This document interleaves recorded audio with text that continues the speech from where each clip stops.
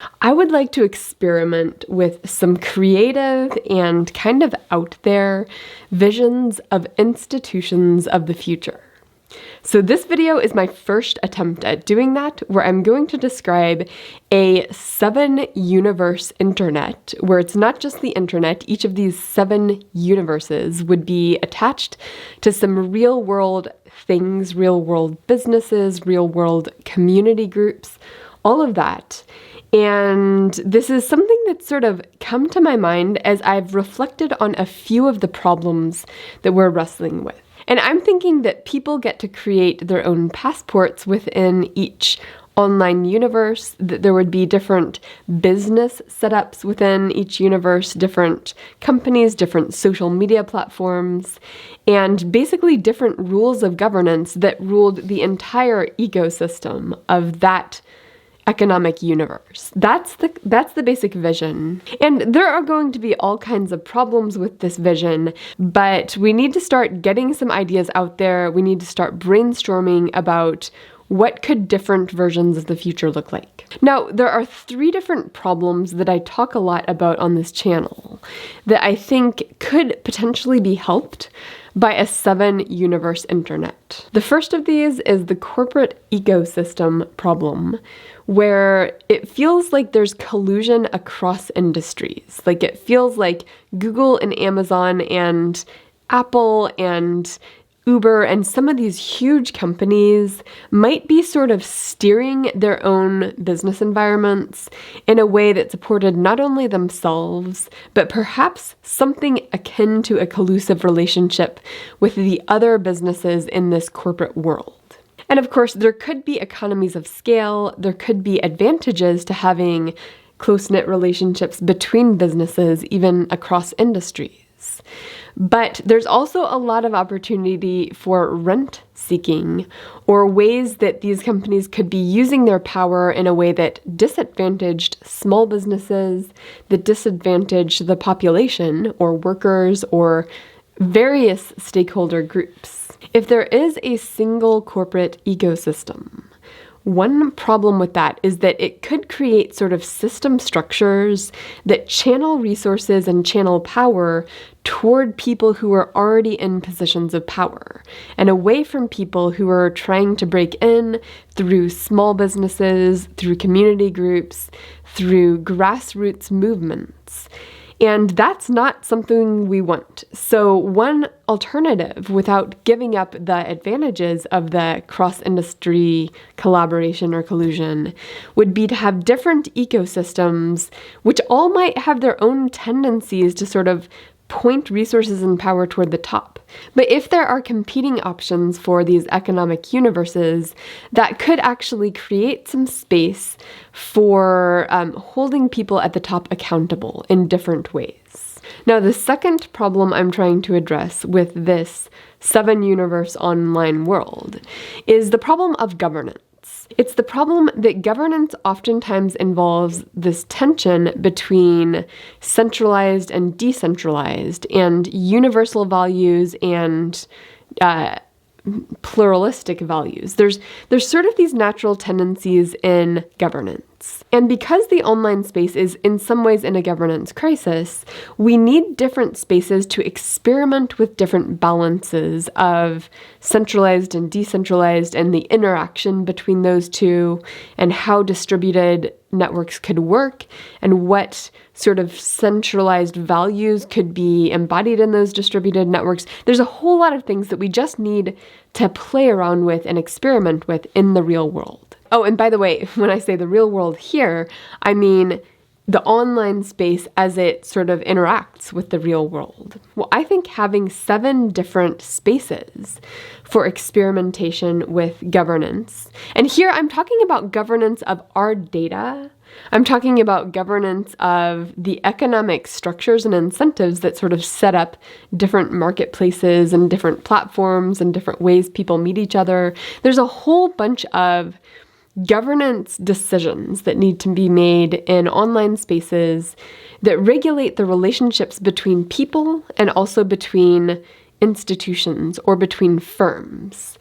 And we just need some different areas to experiment in a parallel way with different ways of setting things up. And then the third problem that this could potentially solve is the credentialing problem, where obviously we need some alternatives to existing credentialing systems, because right now credentialing mainly happens through higher education, which is super expensive. And don't get me wrong, I am a professor, so I like higher education. I think that will be a part of our future.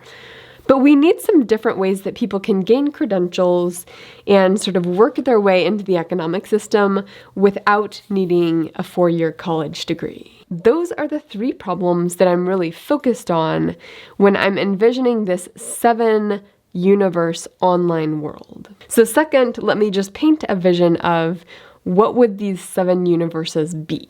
And I'm envisioning each of the 7 universes having their own social media companies, their own marketplaces for buying and selling things like Amazon and eBay, their own platforms for matching jobs and employers, their own versions of all of the big tech monopolies, essentially. However, each of the different ecosystems would have different rules for governing our data, different rules for structuring the relationship between these different firms and these different platforms. There are different systems for people to build up their own reputations, their own different identity systems. And maybe in 3 of these online spaces, your identity had to be tied in some way to your real world identity.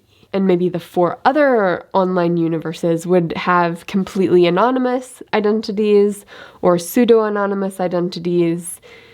Basically, different rules for how you build up yourself and your image and your reputation in that space. We might imagine that there's some version of a passport that each person can have to the different spaces, where the passport opened up your membership and your citizenship in a lot of ways in that space. And when we're talking about citizenship, we can actually start talking about both rights and responsibilities for acting in that particular online space. Now, the reputation system, I think, would be important. So when I think about building a reputation as a citizen in a particular universe, this could be your reputation as a moderator in certain spaces. It could be your reputation as a seller if you sell things on the eBay of that space or the Amazon of that space. It could be your reputation as a user or a commenter. And I'm thinking about reputations for things like commitment, treating others with respect, following through on what you say you're going to do. Things that sort of build up capital, build up personal capital and relational capital in these different settings. One complaint that I have a lot of times is that if you build up a reputation in Amazon as being a reliable seller, that reputation is essentially owned by Amazon. You can't really take that reputation and move it to a different competing space to Amazon. But I think it would be healthier if the person owned their own reputation and could move that reputation and all of the data that went into coming up with that reputation into different spaces.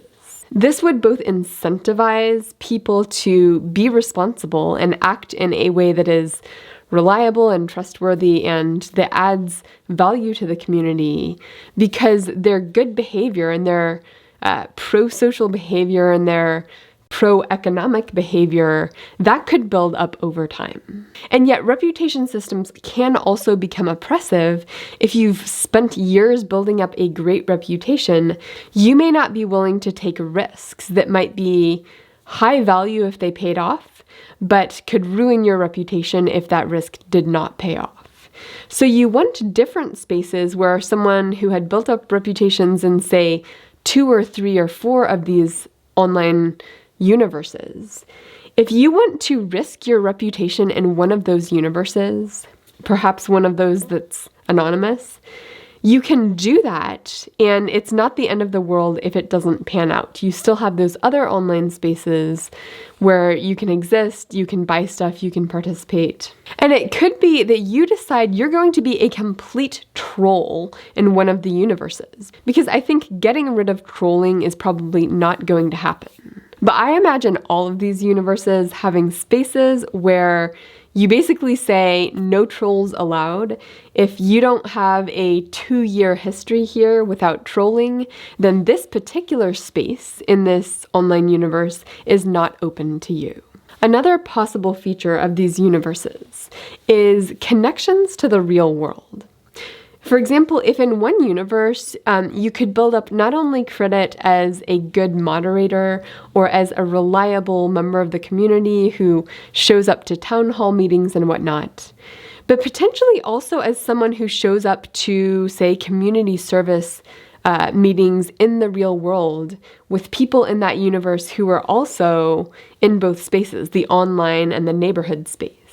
So I think having ways of connecting your involvement with your local face-to-face community and your involvement with an online space, I think that would be really healthy as something to incentivize, something to